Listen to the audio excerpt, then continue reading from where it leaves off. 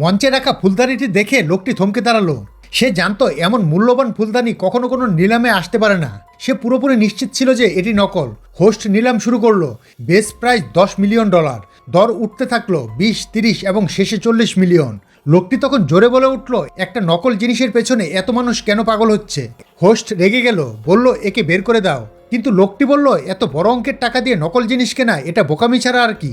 সে পূর্ণ আত্মবিশ্বাস নিয়ে বলল, এই ফুলদানিটি আসল নয়। হোস্ট চ্যালেঞ্জ ছুড়ে দিল, যদি তুমি প্রমাণ করতে পারো যে এটি নকল, আমি তোমাকে এর দামের 10 গুণ ক্ষতিপূরণ দেব। সবাই নিস্তব্ধ হয়ে গেল। লোকটি ধীরে ধীরে ফুলদানিটি হাতে তুলে নিল এবং আঙুল দিয়ে একটি টোকা দিল। সে তার এক্সরে দৃষ্টি দিয়ে ফুলদানির দিকে তাকালো, তারপর বলল, শুধু এর শব্দ শুনেই বোঝা যায় এটি নকল।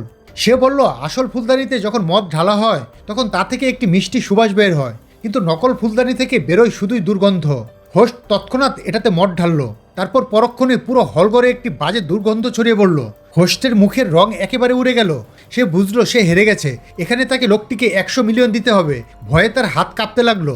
কিন্তু লোকটি মুচকি হাসলো, আমার ক্ষতিপূরণ চাই না, শুধু ওই পাথরটা দাও যেটা তুমি পাশে রেখেছ। হোস্ট স্বস্তির নিঃশ্বাস ফেলে তৎক্ষণাৎ পাথরটি দিয়ে দিল।